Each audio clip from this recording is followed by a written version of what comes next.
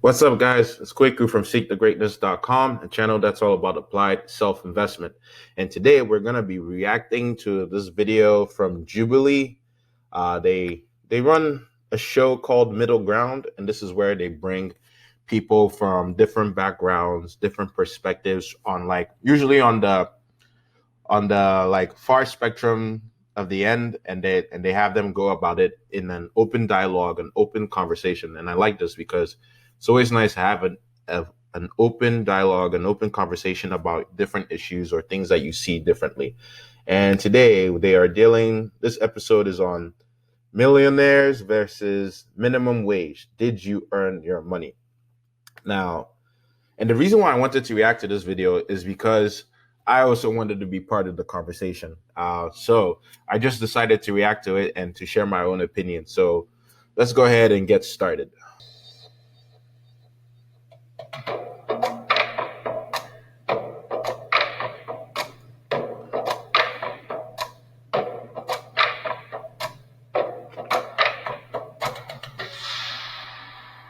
Hi, my name is Tim. I'm a community organizer here in LA. I work on environmental justice, social justice, housing justice, and incarceral state issues. My name is Christiana Hurt. I'm the owner of the seven-figure brand Wealthy College Kid, and I'm 24 years old. My name is Graham. I'm a real estate agent, real estate investor, and YouTuber. Quick context. I know Graham. No, I don't know him personally, but I watch his videos on YouTube. He is a really, really cool guy. He was a millionaire at 26, and he became a millionaire through real estate investing.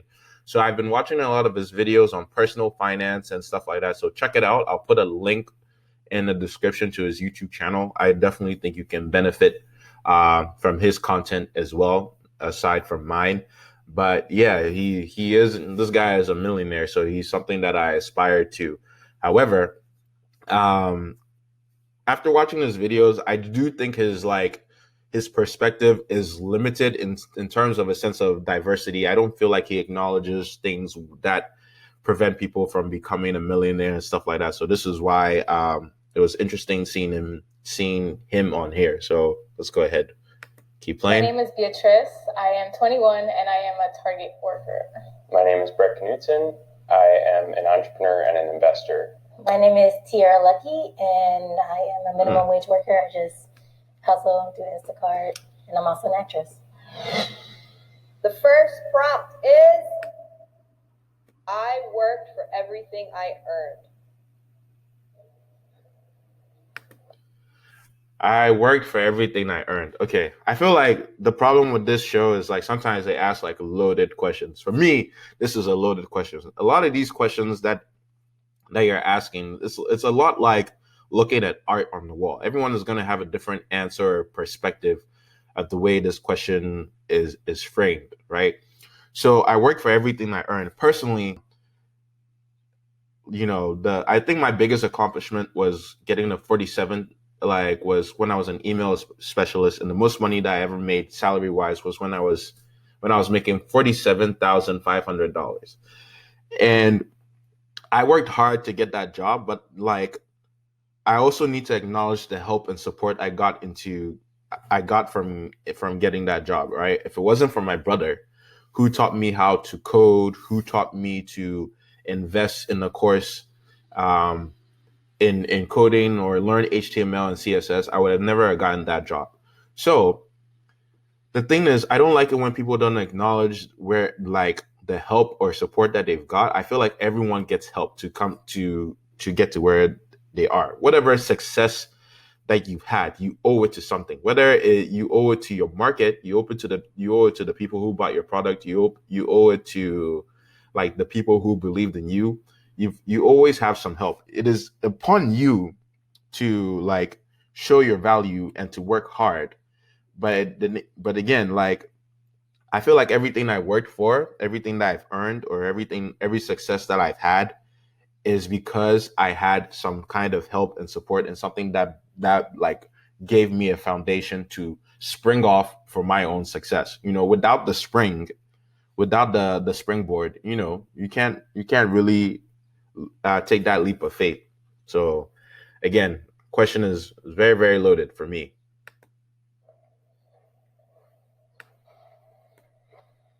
So I grew up with two parents that were basically paycheck to paycheck, and none of them had any extra money. It was by seeing my parents struggle like that I really realized the value of money. So I basically poured everything I had into my work. There were years, I would say 4 years, that I didn't have any friends. From 18 to 22, it was just me. And I was working from probably 8 a.m. until midnight, working as a real estate agent. I completely agree. I think that what a lot of people discount is all the sacrifices that are made. I didn't go to parties. I don't really honestly have like a ton of friends. And it's not like a sacrifice where I was like, I'm going to have no friends, but you can only balance so many plates or you drop everything.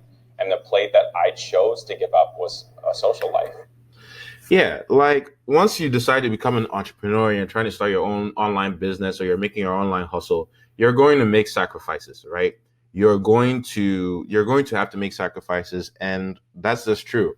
Like in terms of my journey, it's been alienating, or I feel like I'm alone sometimes, but that's why we have all these Facebook groups. If you're trying to become a YouTuber, if you're trying to become a copywriter and create your own online business, you need to surround with people who are more successful and who know what they're doing and who know a lot about personal finance. So that's why I'm watching Graham's videos on YouTube, because he knows a lot about credit cards, personal finance, real estate investing, and because of that, I am also growing in my own education and my own pursuit of becoming a millionaire.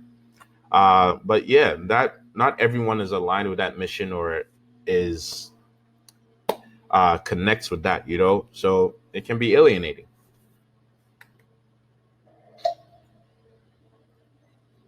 There's a lot of labor and communal effort that goes into getting all of us here that we don't get paid for, that other people don't get paid for.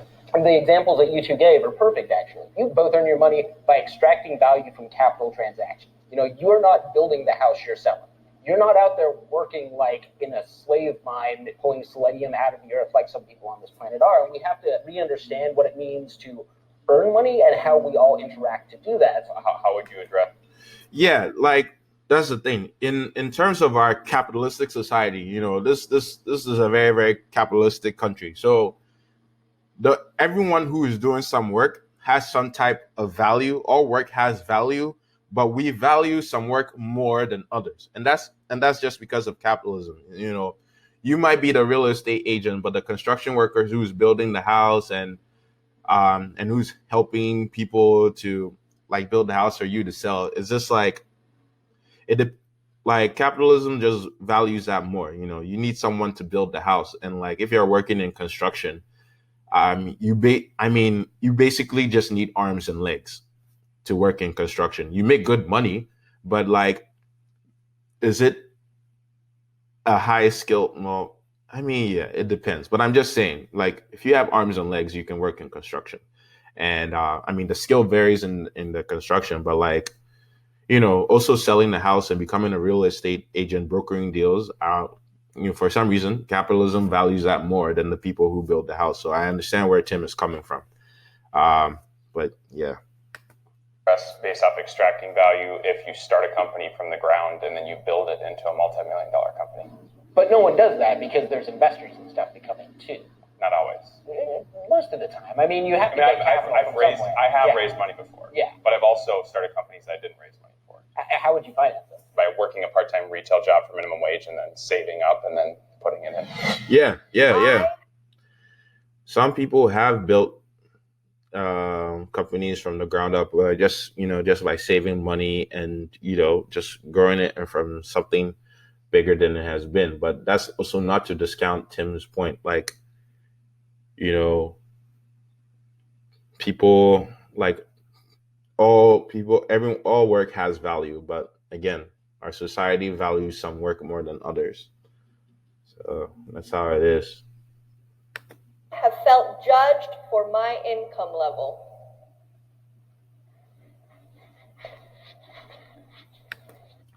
Well, before I let them finish. Yeah, I can relate to that. I have felt judged for my income level. I remember there was one time, let me tell you a story.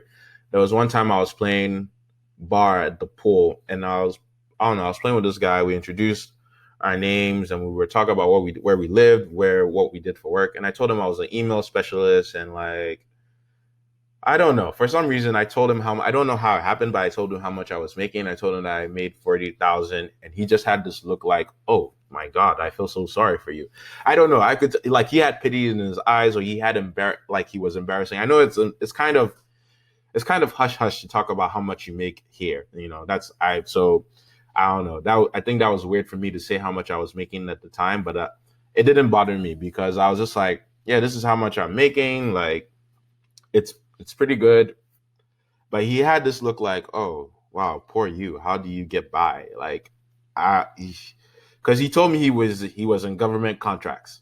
So when he told me that, he just looked so visibly uncomfortable and also ashamed, or like he had this guilt. And I was fine. I was like, I don't need your pity look. I could tell, but it didn't bother me because with the income that I had, I was still getting by. I was still saving money. I was still paying off my debt. I was still building up my portfolio. It wasn't a lot, but like after taxes, after bills and necessary expenses to live, the net money that was left over, I was like, good. This is the money that I'm going to take. I'm going to take and I'm going to use to build my assets, and I'm going to use this to destroy my debt. And that's all it was to it. So, uh, you know, at that time, 40,000 a year was good enough for me. I was doing well. I think it's part of general society. We are always judging each other. Having used SNAP points before, like standing in a grocery store using the card that I've gotten for the government to pay for food and feeling the people behind me thinking that's something that you haven't earned or gotten. Has somebody ever asked you to use your Snap on them? I mean, I have. Generally, there's not that much to go around. It's the same mentality when it's $1 versus Snap.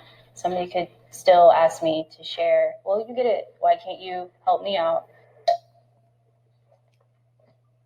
I didn't step forward because me personally, I surround myself with people that just like what's in my bank account just doesn't matter to the people that are around me. I do think a lot of judgment towards how much you make reflects on like your dating experience. Facts. Yes. Listen, right now, like I said, I used to have a job where I was making like 40,000 per person, but now I'm working part-time minimum wage. And because of that, I'm just like I'm not balling like that right now. So I can't be going on dates because when I'm going on dates, I like to ball. I like to pay for the first date. I like to spend money. I mean, I like to ball out, but now I can't do that. I have to stay in my lane. On 40,000, I was balling, believe it or not. Like I was, because it was just me. I'm a single-year-old guy, and I'm a single guy, 31 years old. I was good, but now I'm working part-time minimum wage, and I have to like stay in my financial lane, and I have to live frugally. But even still, I'm still able to pay off my debts, grow my assets, and invest in my business, bit by bit. And so right now, those are my priorities. So dating I can't date right now, and also I feel like I wouldn't feel that confident. I just don't feel that confident going on dates, knowing that I only make this much money. I'm sorry, but that's just tied in to my like the amount of money that I make and the money that comes in really affects my confidence. So right now I'm not feeling confident. I'm not really like feeling myself right now. So I wouldn't be fun to be around dating wise. And then I would, because I am judging myself, and I also feel like some other girl would be like judging me if she knew I was working at Port Discovery, or like if she knew I was like minimum wage like that. But that's just me. That's the way that I look at it. But like, yeah, I just have to stay in my lane and um focus on my priorities. That I do feel. See, I've never had Yeah. that because I'm No? so frugal. If there are girls that are out there who want me for my money, like they should know I'm probably like the cheapest person out there. I literally will wait like 9 p.m. for happy hour to start just so I get the happy hour menu. And so, so I would be like the last person any sort of like gold digger would want. Yeah. I find myself in situations with these boys that have no job, no nothing. And I end up taking on these charity cases of relationships. Oh, why don't you? Yeah, no, that's not a good look, man. Like I said, if you have no money and you're dating, I'm just saying, like, you need to get your priorities straight. Like, don't make that a like, work on yourself. It I mean, it's nice to to date. It's nice to have company, but I'm telling you, it's just harder if you don't have that much money. And then if your date is always paying for the dates all the time and like paying for everything and always supporting you, like that can make the relationship stiffy. I don't like that dynamic at all. I like to be equal with the person, or I like to contribute what I can for the person. You know, if someone is paying for all my dates, then I'll be like, hey, let me buy you flowers. Let me help you out with some. I don't know. You just have to you have to provide some type of value in these type of situations, man. You know, but that's not a good look. Mm-mm. Put him on or build him up, and it's like, you can't build. Yes, not build a bear. Build. I mean, you can. I mean, I've met guys I've dated that, you know, go on to have successful businesses from my input. You know, you want to date somebody equal or greater, but then you don't want to be materialistic about like, well, I only date people with money because I make money. Exactly. Yeah, try and keep it equal. Anyone can become rich if you work hard enough. This is another loaded question, okay? Very loaded question, because it just leaves this fact out. Anyone can become rich if you work hard enough. That is only true in certain circumstances. And I'm going to talk about the 3 things that can determine your success. First, in order to work hard enough to get rich, right? You need access to opportunity. Opportunity being that you need to have some type of opportunity to make money. You need to have some type of platform to make money. You need to have someone needs to either give you a job. You need to be on YouTube loading of content like this. You need access to opportunity. So the opportunity is always around you. But if you don't have access to the internet, if you don't have access to employers or like, then you can't get it. And this is something that has affected people. Not everyone has these opportunities. You know, if you're Black and you're living in the hood and you're poor and you're suffering from systemic racism, and you know there are cops trying to kill you for the color of your skin, like, and these things happen. I'm just saying, and for some reason people just leave these things out. You have to acknowledge obstacles that are there. You can work hard enough to be successful, but in the first place you have to acknowledge your obstacles, and then you have to overcome them. And that's when you can finally work hard enough to get rich. Okay. And not everyone overcomes these obstacles. Like, some obstacles are in place, but some people overcome them anyway, but you have to acknowledge them. Right. So these are this is my opinion. You can only work hard enough to get rich if you have access to opportunity. Education. You have to have some form of education. Like, if you have to know what you don't know. You have to be educated to know how money works. You have to be educated to read books and expand the way you think and open your horizon. Okay. I used to think money was just this physical thing that existed, but now money doesn't exist. Money is all based on value. You know, money is also a measure of decisions. And then you need access to like support. You need people to support you. If you make a product and you don't have customers, you don't have support.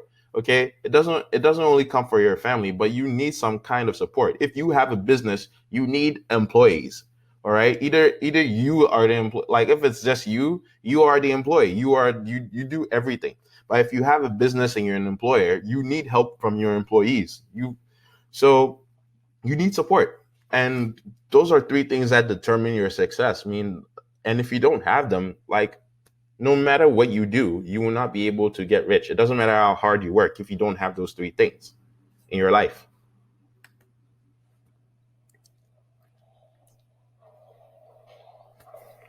So I just think that anyone could become rich if they actually like believed in themselves and took the risk to actually believe in themselves, that there is some success at the end of the line. Yeah, that's part of it.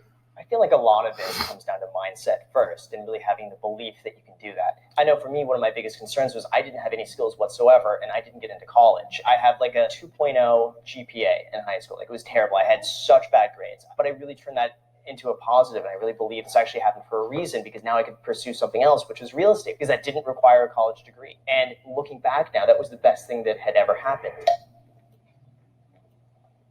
That's like a really sticky situation with anyone can become like rich, and because I don't think that's completely true. A lot of people can if they have like connections and stuff, you know. But still, like sometimes people like they work 2 jobs, or sometimes they have other things going on. They have to pay their needs first. They don't always have like money for that, you know. Because like my dad, he's like a landscaper. He has tried making his own company, and it doesn't always like work out. He has tried hard.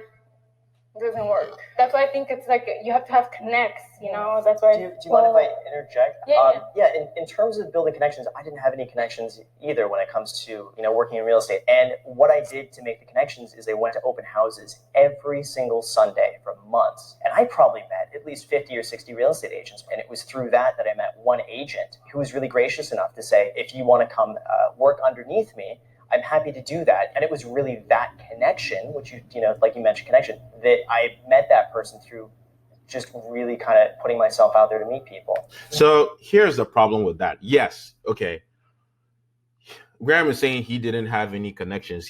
But in a sense, he's trying to like invalidate what Beatrice is saying. Like, oh, just because your dad couldn't find connects, but I could, so it means that he can be successful if he wanted, and that's really not the case. Let's also, Beatrice looks Hispanic, so his dad is probably Hispanic. I'm just saying, man, like your race, the color of your skin can be a factor into the type of connections that you get. It's just facts.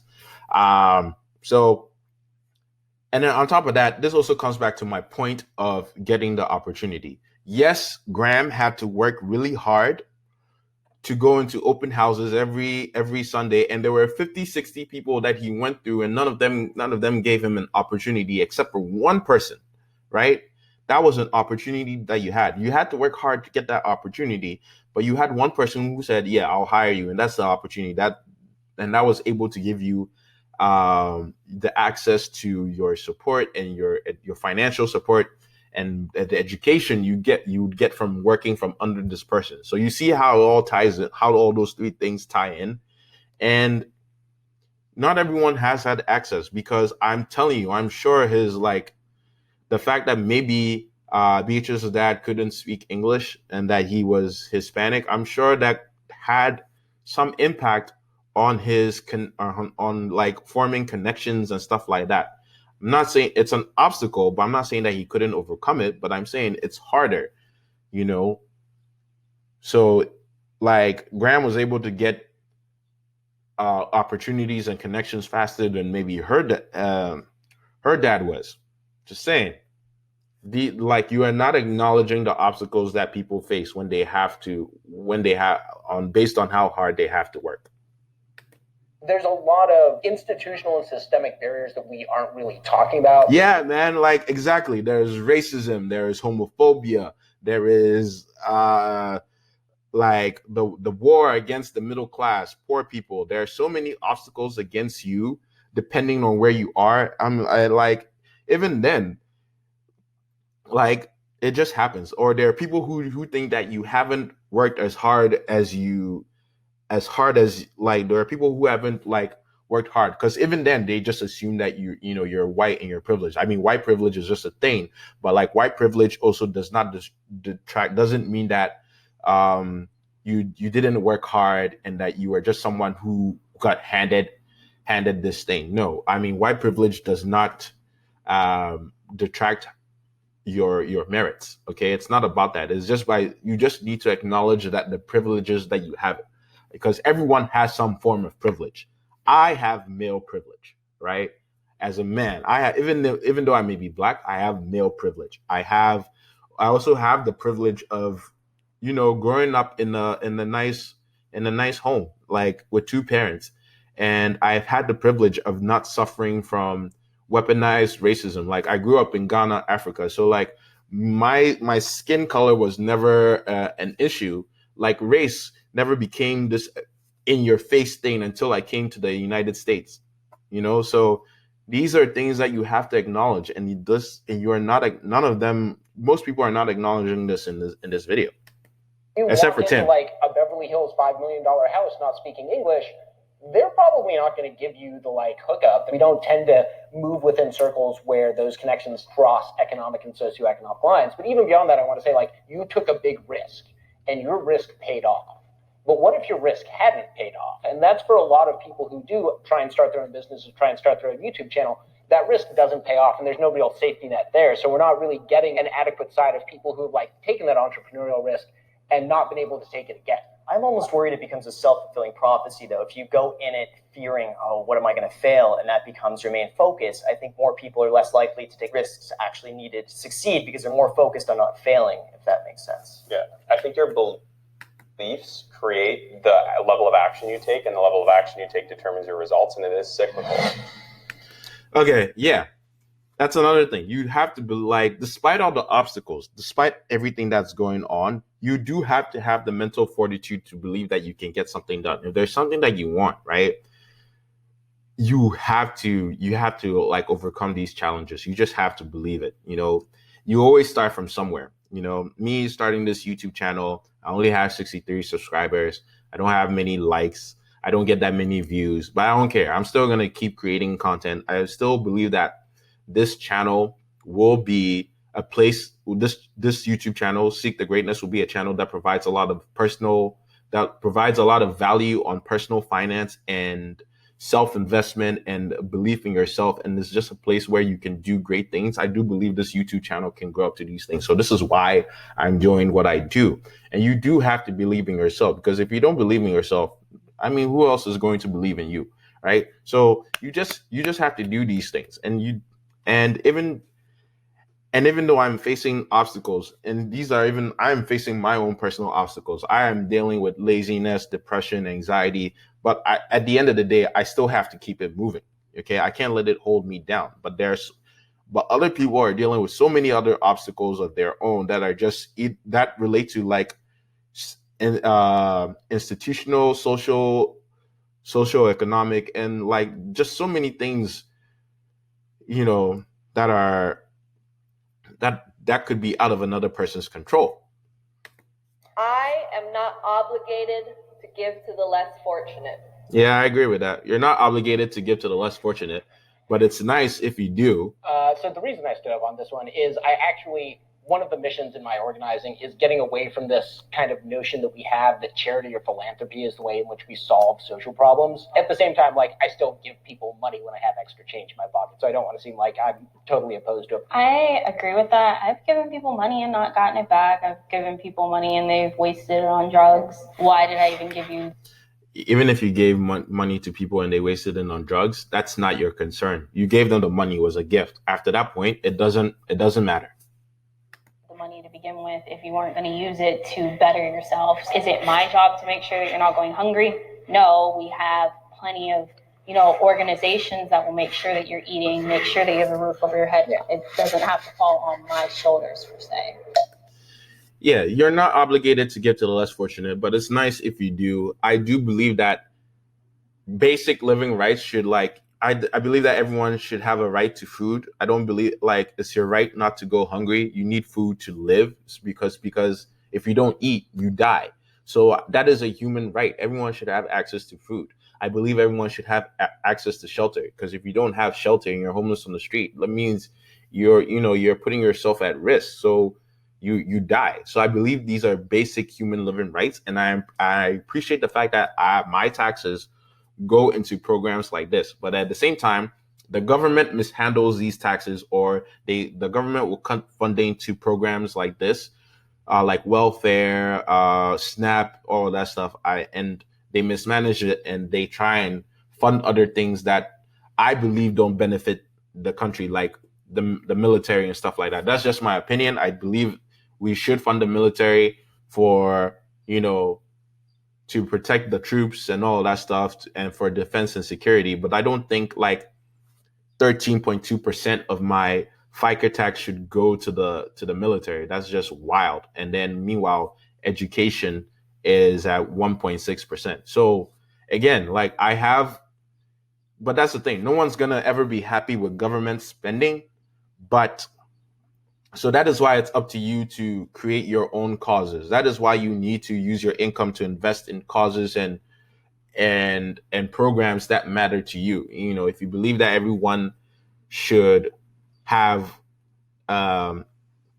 access to food and no one should go hungry, then that's why you should part of your paycheck should go to like Meals on Wheels or stuff like that, or funding for Meals on Wheels and stuff. Don't depend on the government to do that. Take your own money and invest in those programs or any other charity that helps people with who are less fortunate than you. I feel like when you say, are you obligated to give to the unfortunate, it's always the mindset of like money. Well, guess what? I have no money currently to give. But I have like my morality. I have my goodness about me. I'm just trying to build a community, especially when you have a group of people that is creative and supportive. You build faster than just by yourself. I don't always donate with money. Sometimes I'll go and I'll fill bags of food for kids that are starving. You know what I mean? So it doesn't always have to be money. Like, I don't think it's our responsibility to give money based off of what we think the person's going to do with it. Like, that's on them if they choose to use it wrongly. It's our responsibility just to be generous. Yeah, like, you're not obligated to give to the poor, but you should, okay? And then you also have to like create your own solutions and take it upon yourself to help those less fortunate than you. Don't expect other people to do it for you. Don't expect the government to do it for you. Don't rely on the government, But again, this comes back to like the thing, access to support. I am appreciative of the fact that my tax dollars have gone to programs like SNAP to help me when I was on hard times, because I also used that SNAP card and I needed support, that kind of support, so I could focus on like trying to find a job. That way I could focus on eating. Like, I wouldn't have to worry about finding a job and also wondering where my next meal was going to come from. So I'm thankful that my tax dollars, or we have the government takes our taxpayer money to pay for these things to support people who really need it. Everyone needs support. There's not this narrative that people just take the system and abuse it. And, it's not this whole narrative of welfare queens and people abusing the system. Like, everyone needs support. And even if they do abuse the system, or people who are just trying to be lazy, like, it's their choice. It is what it is. But yet, like, yeah, it is what it is. I am not afraid to spoil myself.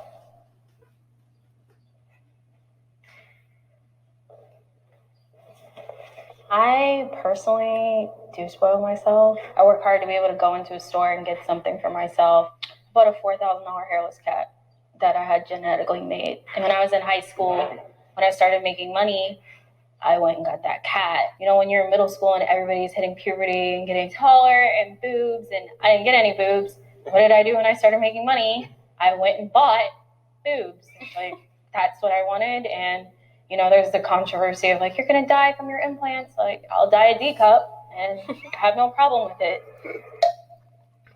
So I rarely ever treat myself. I basically keep my spending at the same as when I was like, 19 or 21. No matter how much money I make, I spend. Graham, that is a lie. You do treat yourself. I mean, you did buy a $50,000 car. You have a Lotus Elite or something like that. I mean, that has to be a treat. I don't know. Spend the exact same amount. For instance, it sounds crazy, but when I was like 17, I wanted a Lamborghini. And there was nothing I wanted more. I want to be that guy, 18 years old, and pull up with a Lambo. Like, that was my dream. But when I actually got the money to go and buy the car, all of a sudden I realized, like, wait a second, that's stupid. I'm not going to get the car. I'm going to invest it in real estate instead. But then I'm going to wait, and then I'm going to get the Lamborghini. And then you save up even more, and then you realize, wait, Lambo is still stupid. Let me go and, invest it. And even now, like, the chase and ambition of getting something is way more fun and enjoyable than actually getting that thing. I don't really spoil myself because I always buy my needs first. I usually wait till like my next check to see if I have extra money, and if I do, then I spoil myself. But if I don't, then I don't. I think it's interesting also that almost all of us have associated spoiling ourselves with spending money. Yeah. And at the same time, said spending that money is very unfulfilling. It's weird because even myself, like, I really just like having an F-off day and I just hang out and don't do anything and have any responsibilities. But I don't think about it as spoiling myself, even though that's my favorite time to spend. Yeah, I do like to spoil myself. Even on the little salary that I have, I still spoil myself. Every time I go grocery shopping, I get myself some Oreo ice cream sandwiches or I get myself an Oreo ice cream cake because with the net money that I have, I always have a system that is like, oh, this money has gone into my savings, this money has gone into my investments, this money has gone towards my bills, this money has gone to investing back into my business, into the YouTube channel, or uh, or some books that I'm reading, and then what's left over, I can do whatever I want, even if it's just a little. So I can afford myself this like nice treat. I can afford myself this nice haircut. I can, I can still do things for myself. And Tim is right. They don't always have to involve money. Not all the time. You can just play video games and just chill. I wish I had more money. Everyone wishes they always had more money. I wish I always had more money, but I always wish I had more money. But like the thing that's important to me is like what I want is income, constant income and multiple sources of income. Okay. So I'm trying to create income from my dividend investments. I'm trying to create income from my online business. I'm trying to create income from like YouTube. Oh, my phone is ringing. I'm trying to create income from my side hustles. I sell stuff on eBay. I'm always trying to like find ways to make income. So I always want more money, but I know that if I was making $5,000 a month, I'd be really good. I'd be happy. And I know that if I was making $50,000 a year, like seriously, as a single person, as a single 31-year-old who's living with roommates and doesn't have that many expenses and stuff like that, apart from my bills and my student loans, like 50,000, I would be, I'd be like a millionaire if I had that much money. Honestly, like I'd be doing so well for myself. So even on minimum wage, I still do good enough. So I'm working part time, so that even gives me more time to work on myself. So I know I said I want to be a millionaire, but I really don't need that much money. What I like is the flow of constant income. What I like is knowing that every Friday, like at every 2 weeks, I'm gonna get this paycheck at this time, and then I'm also gonna get this much money from my investments, and and I know that I also have money coming in for my online course.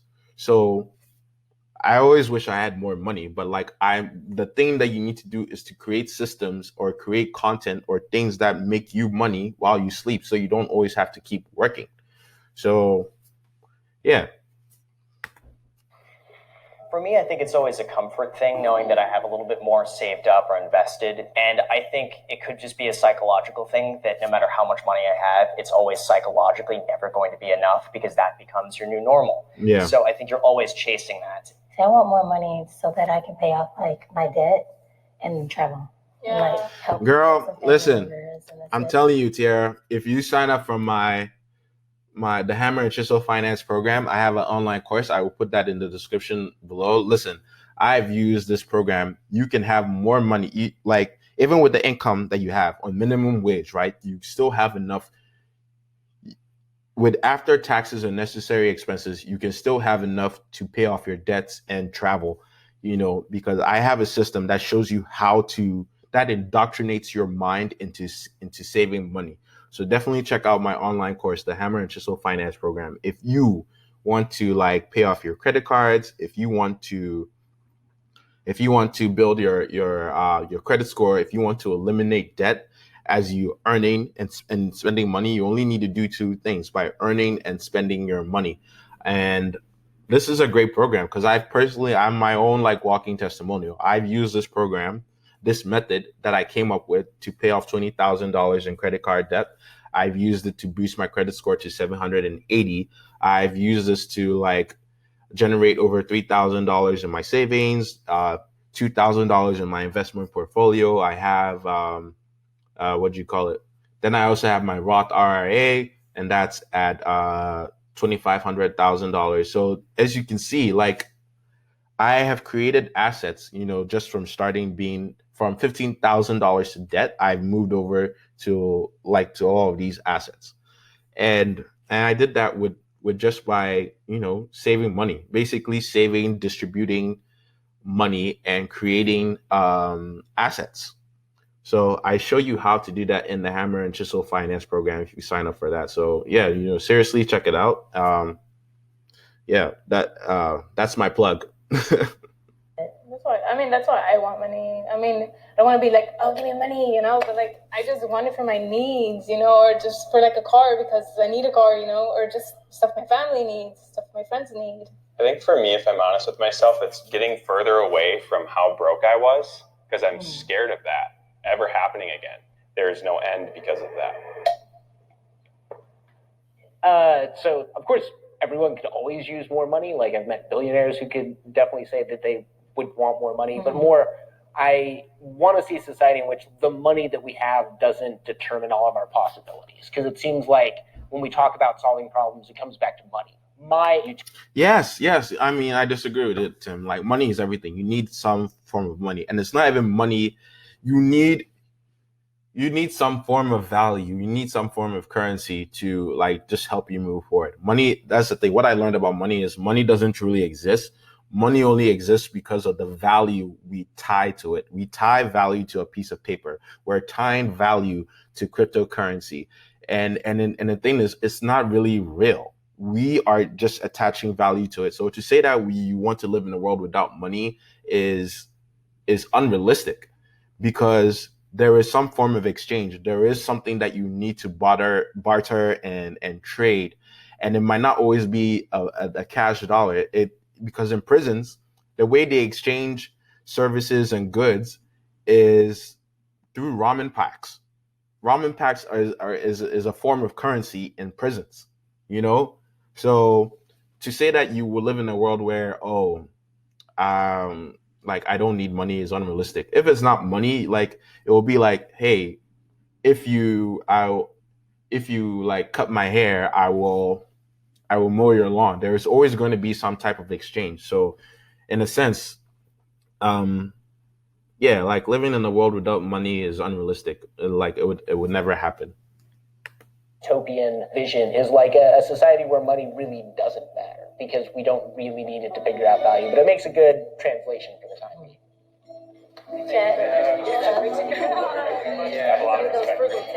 I'll tell you all about credit card sharing.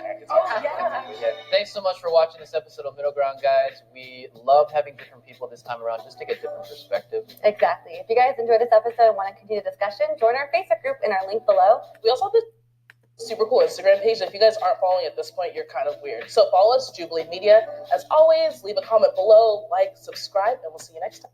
Yeah, I like this video. The thing that I didn't like about it was the things that they left out, this like limiting perspectives. They didn't really touch it on. Like, the question that really got to me was like, you can get rich if you work hard enough. But then that depends on certain like socioeconomic factors. That depends on where you grow up. It depends on your obstacles. It depends on your background. And so like everyone has to deal with obstacles, but not everyone overcomes those obstacles. So you have to acknowledge those things. And I feel like they didn't acknowledge them. And yeah, that's the thing. Like the money that you have in your bank account is really a measure of your decisions. Okay. That's what I'm saying. In order to have some form of success, some form of financial success, is you need access to education, you need access to opportunity, and you need access to support. Okay. And what you do with those three things is really, really important. That is how you build wealth, knowing how you can take advantage of all of these aspects and provide value. It's all about providing value. And that from my perspective, from my own worldview, this is how I'm able to get rich. And this is how I'm able to build wealth. This is how I've gone from $20,000 in credit card debt to free, because now I knew the importance of money. I knew the importance of like not being in debt. I knew the importance of saving money. I knew the importance of investing. So again, you like once you become more educated, you can see yourself grow. And I have grown in that fact. So like, just remember, man, you got to take advantage of access to opportunity. You have to take advantage of your education, and you have to take advantage of your support. If you don't have those things, it's just harder for people.